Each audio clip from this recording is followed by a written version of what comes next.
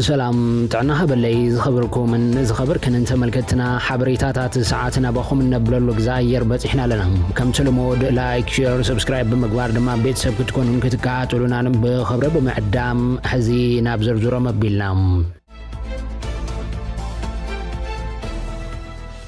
بفلمام دبنا خوينات ولا يحلو بزي قدس عب سرحهم وعلو كبلو بريزيدنت تادس ورده تزاريبهم بريزيدنت جزيام محدار تقراي لتنال جنرال تادس ورده لومي عب زوبا مبراق تقراي ورده سرع ومبرتات عبيا ميكيل عمبا بوفرع قبا ماين حمد نستسلاسلو نتفتات كعزبو نابت خباب مريحم نيرميوم عب زحلو فو عسرا معالتات زي تخيده نتعا وفرع قبا ماين حمد زبلت امهرتن مفراينتن زوس اخمخانو زقلتو بريزيدنت تادس يبزحزو وان دبنا خوينات يحلو أيها بزي يقدس بزي مهرتي مغزال سلازي كأل زفاسسو قلبات سبو تيتو أب مفراينت كراس لازلو أب سرحهم وعلو كبليهم زردوم أب تقراي كابت تحراس مريت نلعلي أبتغم زيو على مريت سلاز بزح زينا أبتغم خياري قباء زبالو تون بريزيدنت حرشا تقراي باقبابو متكامن تتخيلو كاب وزع حق زلمن اللو مخنيات كم زي اللي مزردوم بريزيدنت عدس بتعودت ولا كوا زي تملس مريت تقراي بزلو نمتراف زقبر من قصاص انتحالو أبز ولدوك قبر زي بلو مخانون على مريت تقراي كي ملس كامتراف نقط على ولدو كينات حديق كام مخاد مخانون يمزنصروم اتحزز الولدو لا وسنا تقراي ركيبو زخير خون كم زيبلون بمغنزاب زلص اجن بسلام نفتح كل صعاركن جبرينا كابو حالفو زفتر ነገር እንተልዩ ግን ካልኢ መማረጽ ስለዘይህሉ ክንዳለና ክብለም ዘገንዝቦም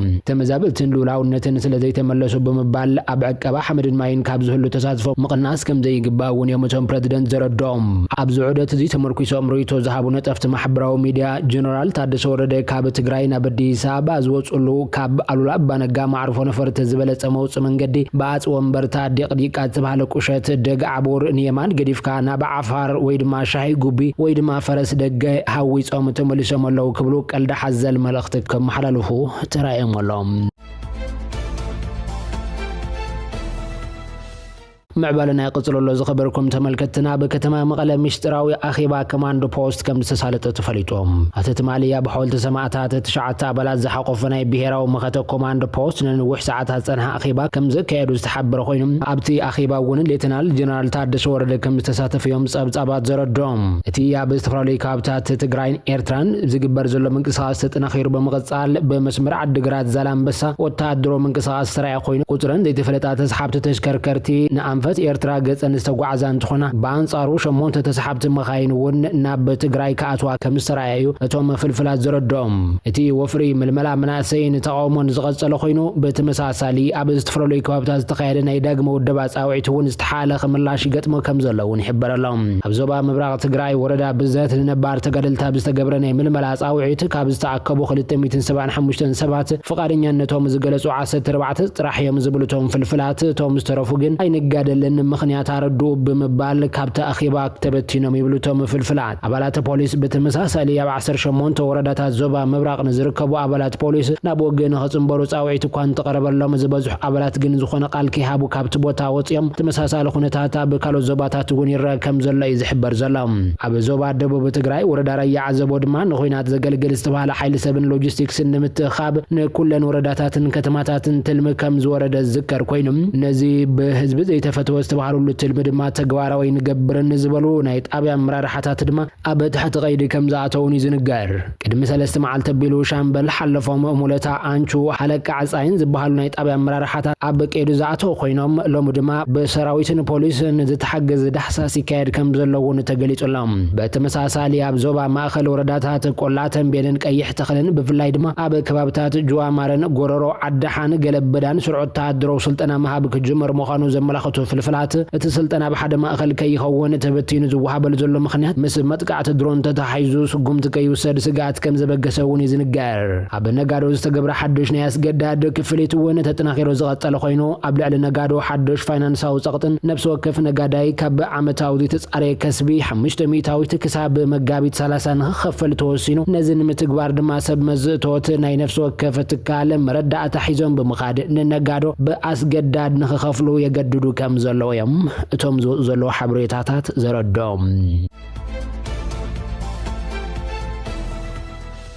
ምዕባልና ይቅጽለሎም ኣብ ትግራይ ኣብ ልዕሊ ጸለውት ውልቀ ሰባት ዝካየድ ማእሰርቲ ተጠናኺሩ ምቕጻል ይሕብረሎም ካባቶም ሓንቲ ንሕወሓት ቅርበት ከም ዘለዋ ዝንግረላ ነጣፊት ማሕበራዊ ሚድያ ሰናይት መብራህቱ ብግብናዊ ጥርጣረ ብቀይዲ ከም ዝኣተወት እዮም መቕረባ ሓቢሮም ዘሎም ደቂ ኣንስትዮ ማሕበራዊ መራኸቢታት ሰሓት ዝደፍሮ ካታዕቲ ፖለቲካዊ ጉዳያት ሓበሬታ ብምክፋል እትፍለጥን ንፖለቲካዊ መስመር ሕወሓት ብግልጺ ካብ ዝድግፋ ካታዕቲ ጽዕንቶ ፈጠርቲ ማሕበራዊ ሚድያ ዝኾነት ሰናይት ኣብ ምንታይ ዓይነት ገበን ፈጺማ ከም ዝተኣስረት ብወግዕ እኳ እንተዘይተገልጸ ኣብታ ትሰርሓሉ ዝነበረት ቤት ጽሕፈት ፕረዚደንት ዝርከቡ ናይ ቀረባ መሳርሕታ ግና ማእሰርታ ብግዕዚናን ብልሹናን ዝተኣሳሰር ምዃኑ እዮም ዝሕብሩ ኣብ ድሕረ ገጽ ፌስቡክ ካብቲ ብብዝሒ ተኸተልቲ ዘለዎም ብሎገራት ዝኾነ ሰናይት ኣብዚ ሕዚ እዋን ምስ ካልኦት 4 ጥርጡራት ኣብ መቐለ ዞባ ሓድነት ኣብ ዝርከብ መደበር ፖሊስ ተኣሲራ ከም ዘላ እዩ ዝንገር ዘሎ ኣብ ቀረባ እዋን ጽምዶ ብዝብል ሽም ዝፍለጥ ኣብ መንጎ ዶባት ትግራይን ኤርትራን ናይ ዝርከቡ ህዝብታት ርክብ ንምስላጥ ዝተጠየሸ ማሕበረ ፖለቲካዊ ርክብ ከም ዝመስረተ ዝንገረሉ አክቲቪስት ብርሃነ ገብረ ገርግስ በትእዛዝ አዛዝ ምዕራብ ግንባር ዝኾነ ብርጋዴር ጀነራል ምግቢ ኃይለ ጥር 7 2018 ዓመተ ምህረት ተዓፊኑ ድሕሪ መውሳዱ ክሳብ ሎሚ ኣብ ወታደራዊ ይኹን ሲቪላዊ ቤት ፍርዲ ክቀርብ ከም ዘይተደልየ ዝተገልጸ እንትኸውን ኣብቲ ብግዚያውነት ተኣሲሩሉ ዝርከብ ቦታን ዘለውን ሓለዋ ጋንታ ቀረባ ዝኾኑ ፍልፍላት አክቲቪስት ብርሃነ ኣዝዩ ከቢድ ዝኾነ ኣካላዊ ማሕሰይቲ ከም ዝበጽሖ ነዚ ሲዒቡ ብኣባላት ክፍሊ ሕክምና ምዕራብ ግንባር ዓዱ ኮኸብ ሕክምና ይከታተል ከም ዘሎ ይዝገልጽ እዚ ዝኾነሉ ምኽንያት ድማ ማሕበራዊ ሚድያ ብዝተቃለሐ ሓደ መረዳእታ ነቶም ጀነራል ብምንቃፉ ከም ዝኾነ እቶም ፍልፍላት ክሕብሩን ከለው ኣብቲ ብማሕበራዊ ሚድያ ዝተቃለሐ መረዳእታ አክቲቪስት ንጀነራል ምግቢ ኃይለ ጨካን ከም ዝኾኑን ናብ ራህረህ ምሪሩን ትነቕፎም ዝስማዕ እንትኸውን እቲ ናይ ድምጽ ቅዳሕ እውን ኣብ ማሕበራዊ ሚድያ ተዘርጊሑ ጸኒሖም አክቲቪስት ብርሃነ በዚ ተላዕለ ናይቶም ጀነራል ናይ ውልቀ እስረኛ ኮይኑ ከም ዘሎ ዝሕብሩ ፍልፍላት እቲ ማእሰርቱ እውን ትካላዊ ስራርሓ ብዘይተኸተለ ኣገባብ ከም ዝተፈጸመን ዝምልከቶም ማሕበራት መንግስቲ ከም ዘይፈልጥዎን ዝሕበር ኣብ ትግራይ ጀማር ጽምዶ ምዃኑ ዝንገረሉ ብርሃነ ገብረ ገርግስ አንጻር ሕወሓት ንግደፈን ዝኾነ ርእቶታት ብምዝራቡ ጥራይ ኣብ ትሕቲ ቀይዲ ኣትዩ ከም ዘሎ ዝፍለጥ እዮም ሓለዋት ብርሃነ ገብረ ገርግስ ወይ ድማ ሰብ ሳነሰብ የፍርሓና ፈትሕሲና ክብሉ ድማ መቅረቡን ቤተሰቡን ክሓቱ ጸኒሖም እዮም ንዓመታት ደጋፊ ቃልሲ ሕወሓት ፈላማይ ተሓላቀ ጽምዶ ዝነበረ ነጣፍ ማሕበራዊ ሚድያ ዝነበረን ድሕሪኡ ነብሱ ካብ ፖለቲካ ነፃ ኢሉ ዕላው ድሕሪ ምግባሩ ድሕሪ ሰሙናት አንጻር ውድብ ሕወሓት ቃልሲ ብምጅማሩ ብዕሉ ምኽንያት ብዘይተፈለጠ ዝተጨወየና ብውልቀ ቤት ማሕበር ዝተኣሰር ሓውና ድሕነቱን ሃላዋቱን የሻቅልና ኣሎ ክብሉ ቤተሰቡን መቅረቡን ከማርሩ ጸኒሖም ኣለዎም እዚ ከምዚ ኢልን ከሎ ኣብ ዝሓለፈ ሰሙን ኣብ ከተማ መቐለ ሲቪል ብዝተኸደኑ ኣካላት ኣብ ቀይዲ ዝኣተወ መምህር ዩኒቨርሲቲ መቐለን ኣባል ሳልሳይ ወያነ ትግራይ ሸዊት ገብረ እግዚአብሔር ወይ ድማ ሸዊት ውዳሴ ኣብ ልዕሊ ኣባላት ሰራዊት ቦምብ ደሪባኻ ዝብል ክስ ቀሪብሉ ክብል ጠበቁ ተዛሪቡሎም ኣብ ዝሓለፈ ሰኒ ናብ ቤት ፍርዲ ከም ዝቀረበ ዝፍለጥ ኮይኑ ካብ ጽበቃታቱ ሓደ ዝኾነ የማነ ካሳም ሸዊት ኣብ ክፍለ ከተማ ዓዲ ሓቀብ ቀይዲ ከም ዝኣተወን ኣብ ቤት ፍርዲ ዝቀረበሉ ግን ኣብ ክፍለ ከተማ ቀዳይማ ወያነ ምዃኑ ይሓቢሮም ንሱ ብዛዕባ ተቀድመት ማልሶኒ ዝውዓለ መጋባያ ብዝምልከት ብምርማር ፖሊስ ተጠርጢሩ ዝተኣሰረሉ ምኽንያት ዘይተፈቀደ ጽዋር ብምሓዝን ብምዝዋርን ከምውን ናብ ሓይልታት ታነታጉ ወይ ድማ ቦምብ ብምፍንጃርን ጉዳት ክበጽሕ ብምግባርን ብዝብል ጥርጣረ ገበን ከም ዝኾነ ይሓቢሩ ዘሎም ኣይተ የማነ ወሲኹ ቅድሚ 2 ወርሕ ቢሉ ኣብ መቐለ ቢዝነስ ከባቢ ኣይተሸዊት ምስ ካልኦት ኮይኑ ሓደ ክላሽን ዝተፈላለዩ ዓይነታት ፈንጅን ሒዞም ክንቀሳቀሱን ከለው ጥቆማ ናይ ሓይልታት ጸጥታ ስለ ዝቀረበን ሓይልታት ጸጥታ ምስ ቀረብዎም ድማ ሓደ ፈንጂ ደርብዮም ኣብ ልዕሊ ኣባላት ሓይልታት ጸጥታ ጉዳት ክበጽሕ ገይሮም እዮም ዝብል ክሲ ካብ ፖሊስ ከም ዝቀረበ ዝዝከር እዮም ኣብቲ እዋን ሓላፊ ቤት ጽሕፈት ጸጥታን ሰላምን ከተማ መቐለ ድማ ኣብቲ ከባቢ ዝተፈንጀረ ቦምባ ኣብ ልዕሊ ሰብ ዝኾነ ይኹን ጉዳት ከም ዘይበጽሕ ምግላጹ ግን ዝዝከር እዮም ኣብ ልዕሊኡ ብዘይ ቤት ፍርዲ ፍቃድ ሲቪል ዝለበሱ ኣካላት እዮም ተታሒዞም እዚ ድማ ጌጋ ከም ዝኾነን ብምጥቃስ ፖሊስ ንሓደ ተጠርጣሪ ከኣስር ዝኽእል እንተወሓደ ምኽንያታዊ ጥርጣረ ምዝህልዩ እቶም ዝቀረቡ መረዳእታታት ግን ነዚ ዘረጋግጽ ኣይኮኑን ስለዚ ነፃ ክወጸሎ ብዝብል ከም ዝተኸራኸሩ ዝገለጸት ጠበቃ እቶም ጠበቃታቱ ብወሓዝ ክፍታሕ ሓቲቶም እቲ ቤት ፍርዲ ግን ከም ዝነጸጎ እዩ ዘረድም ካብ ፖሊስ ዝቀረበ ሕቶ ብተወሳኺ 14 መዓልትታት እውን ከም ዘይተቐበሎን ኣብ መወዳእታ ዝሰሙን ሓሙስ ወይ ድማ ዓርቢ ቆፀራት ዋሂቡ ከም ዘሎን እቲ ጠበቃ ይሓቢሩ ኣብ ማሕበራዊ ሚድያ ሸዊት ውዳሴ ብዝብል ዝፍለጥ መምህር ዩኒቨርሲቲ መቐለን ኣባል ሳልሳይ ወያነ ትግራይ ዝኾነ ኣይተ ሸዊት ገብረ እግዚአብሔር ኣብ ህልው ፖለቲካዊ ኩነታት ነቃፍሪቶን ብምሃብ ዝፍለጥ ኮይኑ ኣብ ዝሓለፈ ሰሙን ድማ ኣብ ስሩዕ ናይ ሚድያ ስሩሕና ሃሎ ኣብ ቀይዲ ከም ዝኣተውን ዝዝከር እዮም ኣብ ዝቀረበ እዋን ሮማናት ኦንላይን ብዝብል ሚድያ ብምኽፋት ፖለቲካዊ ትሕዝቶ ዘሎ ምድላዋት ከሰናድ ዝጸንሐ ኮይኑ ውድብ ሳልሳይ ወያነ ትግራይ ድማ ኣባሉ መምህር ሸዊት ካብ ስሩሕን ከሎ ብዘይ ትእዛዝ ቤት ፍርዲ ስሩዕ ወታደራዊ ክዳን ዘይተኸድኑ ኣባላት ፖሊስ ከም ዝተኣስረን ብምግላጽ እዚ ተግባር ኣካል ፖለቲካዊ ቃልስን ሰላማዊ ቃልስን ናይ ምጥፋእ እኩይ ተግባር ክብሉ ምኹናኖም ዝዝከር እዮም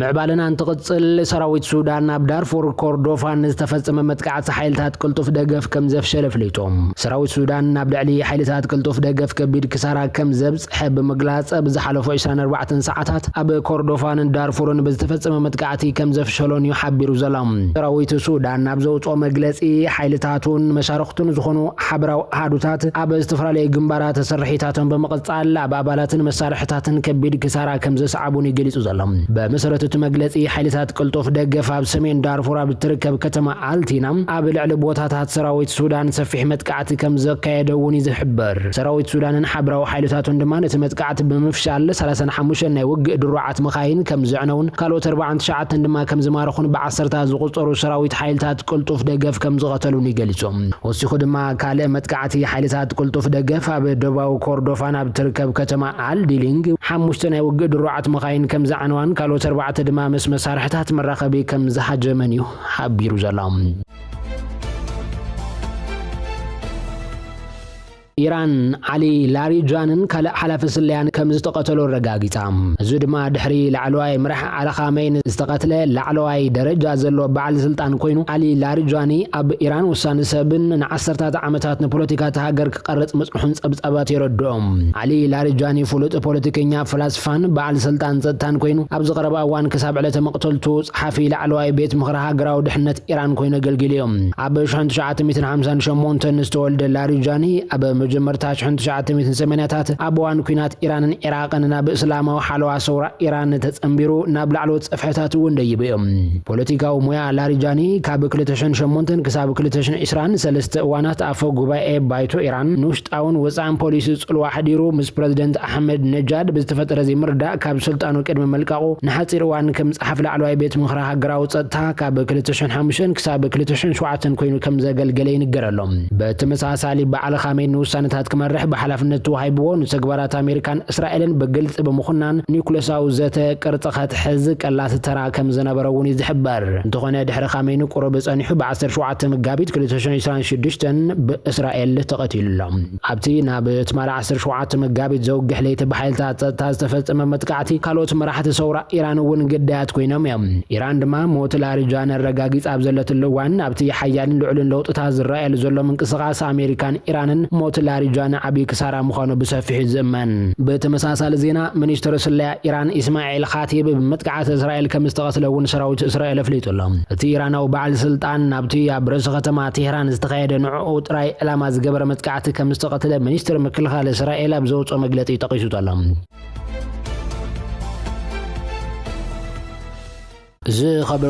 ዝኸበርኩምን ተመልከትና ሓበሬታታት ሰዓት በዚ ከምቢትና ለናን ሰናይ መክታልኩም ነመስግን ሰላም በብዘለኹም መናዓኹም ይኹን